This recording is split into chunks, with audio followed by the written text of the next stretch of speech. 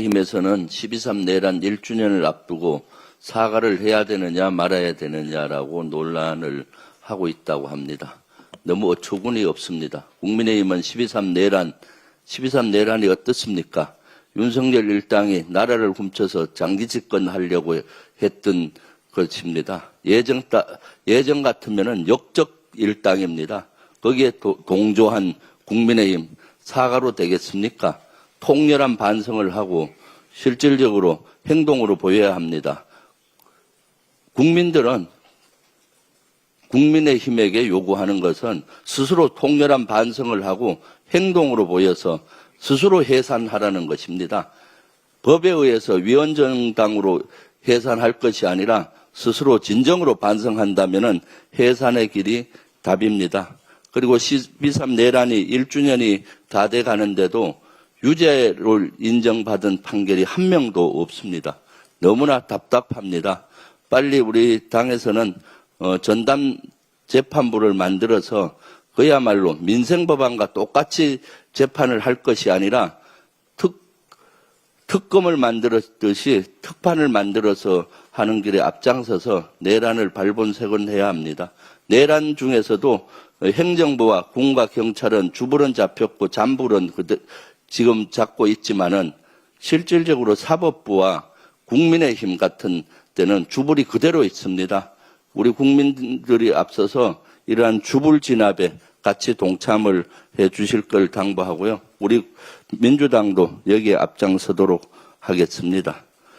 누리호 4차 발사가 완벽히 성공을 거뒀습니다.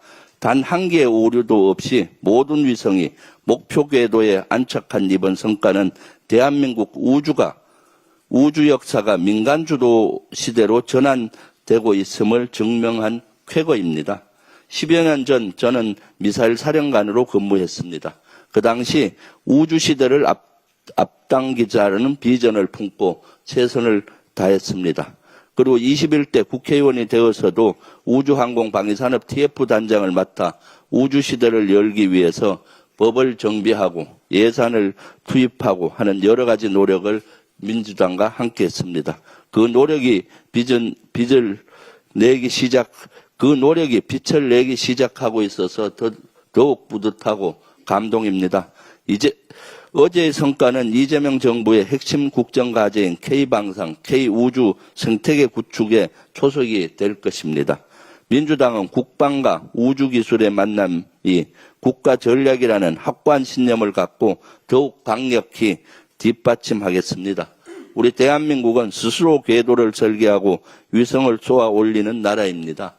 우주를 선점하는 나라가 이제는 강대국으로 갑니다. 그래서 우주를 선점하는 우주시대 이재명 정부에서 반드시 민주당과 함께 열도록 하겠습니다. 내란 주범 김용년 변호인 이하상의 막대먹은 행동거지는 대한민국 사법 절차에 대한 오물투척에 가깝습니다. 변론을 팔아 쓰레기 막말을 토악질하는 이하상에게 법의 본때를 보여줘야 합니다. 대통령을 조롱하는 추잡합니까? 법정의 권위를 짓밟고 재판의 본질을 흐리는 천박한 정치적 작태가 갈수록 목불인견입니다. 엄중한 처벌만이 막장쇼를 끝낼 유일한 해법입니다. 이하상은 변호인이 아닌 피고로 법정에 서야 합니다. 경찰과 사법당국은 법정에서 막말 테러를 일삼는 무례배를 즉각 체포하십시오. 구구 스피커 장동혁의 대국민 폭언 테러를 보며 대한민국 보수 정치의 죽음을 다시 한번 확인했습니다. 국민을 향해 지새끼 우는 한 폐륜적 막말은 이해와 용서의 수준을 넘어섰습니다. 나경원은 법사위에서 면책특권을 악용해서 현직 대통령을 범죄자로 단정하는 망언을 배설했습니다. 국회 폭력범 나빠루가 범죄를 논할 자격이 있습니까? 국회를 선동의 장으로 전략시킨 파렴치한 작태입니다. 국민통합을 파괴하고 민주주의를 희롱하는 장동혁과 나경원의 입은 공론장의 스피커가 아니라 혐오를 살포하는 오물분사기라 불러야 합니다.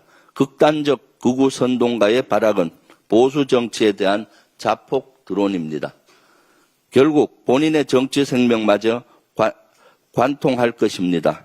국민을 조롱거리로 삼는 저열한 인식이 극우 나락으로 떨어진 국민의힘의 현 주소입니다. 국민은 더 이상 이따위 저열한 퍼포먼스를 보고 싶지 않습니다. 장동혁과 나경원은 즉시 국민 앞에 섰고 대제하십시오. 레드카드 장동혁, 나경원 정치에서 퇴장. 순직해병 특검이 150일간의 수사를 마무리하고 오늘 최종 수사 결과를 발표합니다. 현재까지 윤석열을 비롯한 수사 외압 의혹과 이종섭 호주 도피 의혹의 핵심 피해자 16명, 오동원 공수처장을 포함한 전현직 공수처 간부 5명, 임성근 전 해병대 1사단장 등 최상병 순직 책임자 5명, 검찰 관계자 2명 등 총 28명을 재판에 넘겼습니다. 국회에서 위증한 다수의 피해자에 대한 처분 결과도 내놓을 것으로 보입니다. 순직해병 특검은 이제 공소유지체계로 전환합니다. 최 해병이 순직한 지 2년이 넘었습니다. 하지만 진실을 은폐하려는 이들로 인해 최 해병의 영혼은 아직 구천을 떠돌고 있는지 모릅니다. 최 해병이 편히 잠들 수 있도록 끝까지 최선을 다해 주실 것을 특검에 간곡히 부탁드립니다. 윤석열 정권의 무책임한 국정 운영의 민낯이 드러났습니다.